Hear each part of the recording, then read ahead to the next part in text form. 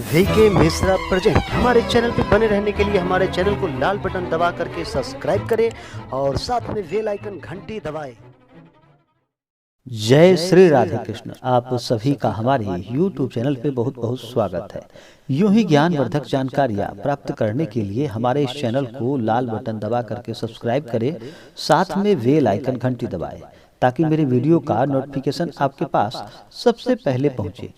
आइए आज मैं आपको मार्गशीर्ष माह के शुक्ल पक्ष में पड़ने वाली एकादशी, जिसे कि मोक्षदा एकादशी के नाम से जाना जाता है और इसे मौनी एकादशी भी कहा जाता है। तो आइए आज मैं आपको मोक्षदा एकादशी की कथा सुनाने जा रहा हूँ।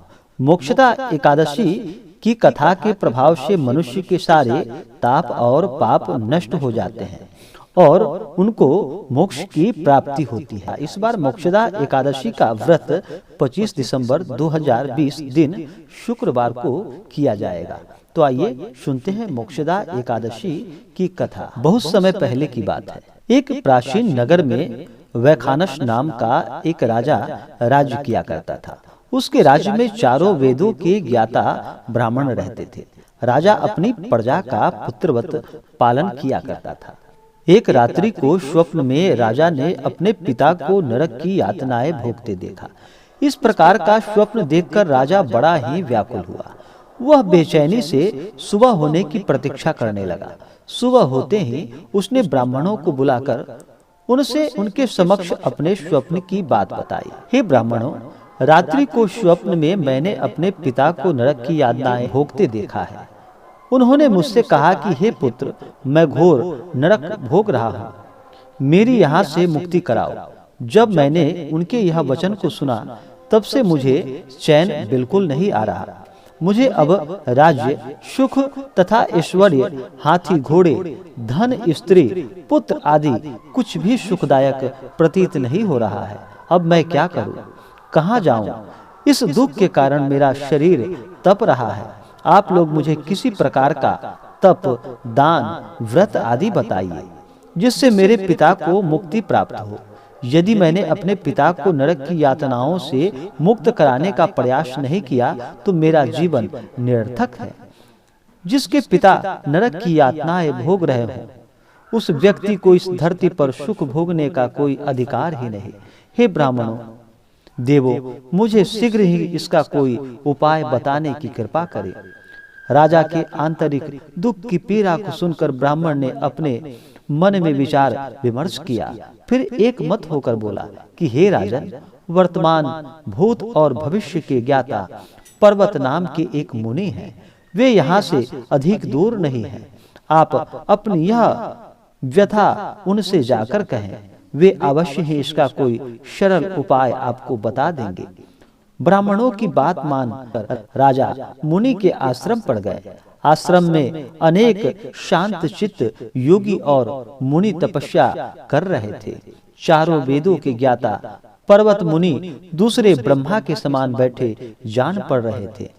राजा ने उन्हें दंडवत प्रणाम किया तथा अपना परिचय दिया। पर्वत मुनि ने राजा से कुशल क्षेम पूछी। तब राजा ने बताया कि हे मुनिवर, आपकी कृपा से मेरे राज्य में सब कुशल है, किंतु मेरे समक्ष अकस्मात ही कुछ ऐसी समस्याएं आ पड़ी है जिससे मेरा हृदय बड़ा ही अशांत हो रहा है। फिर राजा ने मुनि को अपने व्यथित हृदय से रात में देखे गए स्वप्न की पूरी बातें बताई और फिर दुखी स्वर में बोले कि हे महर्षि, अब आप कृपा कर मेरा मार्गदर्शन करें कि ऐसा मैं क्या करना चाहिए, कैसे मैं अपने पिता को नरक की यातनाओं से मुक्ति दिलाऊं। राजा की बात पर्वत मुनि ने गंभीरता पूर्वक सुनी। फिर नेत्र बंद कर भूत और भविष्य पर विचार करने लगे।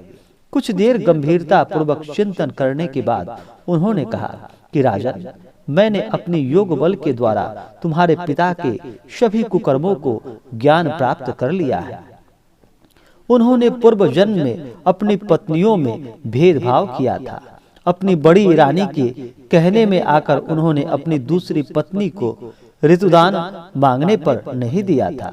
उसी पाप कर्म से फल से तुम्हारे पिता नरक में गए हैं। यह जानकर वैखानस ने याचना भरे स्वर में कहा कि हे ऋषिवर, मेरे पिता के उद्धार का आप कोई उपाय बताइए, कृपा करें। किस प्रकार वे इस पाप से मुक्त हो पाएंगे? इस पर पर्वत मुनि बोले कि हे राजन, मार्गशीर्ष माह के शुक्ल पक्ष में जो एकादशी होती है उसे मोक्षदा एकादशी कहा जाता है। यह मोक्ष को प्रदान करने वाली है। आप इस मोक्षदा एकादशी का व्रत करें और उस व्रत के पुण्य को संकल्प करके अपने पिता को अर्पित करें। एकादशी के पुण्य प्रभाव से अवश्य ही आपके पिता की मुक्ति होगी। पर्वत मुनि के वचनों को सुनकर राजा अपने राज्य को लौट आया और परिवार सहित मोक्षदा एकादशी का विधि पूर्वक व्रत किया। इस व्रत के पुण्य प्रभाव से राजा ने अपने पिता को इस व्रत को अर्पित कर दिया। इस पुण्य के प्रभाव से राजा के पिता को सहज ही मुक्ति मिल गई। स्वर्ग को प्रस्थान करते हुए राजा के पिता ने कहा कि हे पुत्र, तेरा कल्याण हो। इतना कहकर राजा के पिता ने स्वर्ग को प्रस्थान किया। जो मनुष्य मार्गशीर्ष माह के शुक्ल पक्ष की एकादशी का उपवास करते हैं, उनके सभी पाप नष्ट हो जाते हैं और अंत में वे स्वर्ग लोक को प्राप्त करते हैं। इस उपवास से उत्तम और मोक्ष प्रदान करने वाला कोई और दूसरा व्रत नहीं है। इस कथा को सुनने व पढ़ने से अनंत फल की प्राप्ति होती है। यह उपवास मोक्ष प्रदान करने वाला चिंतामणि के समान है। तो आशा करता हूँ कि यह जानकारी आपको कैसा लगा होगा। जानकारी अच्छी लगे तो हमारे चैनल को लाल बटन दबा करके सब्सक्राइब करें, साथ में बेल आइकन घंटी दबाएं। वीडियो को लाइक और अपने मित्रों के साथ शेयर करें। सुखी रहे और स्वस्थ रहे। जय श्री राधे कृष्ण। धन्यवाद।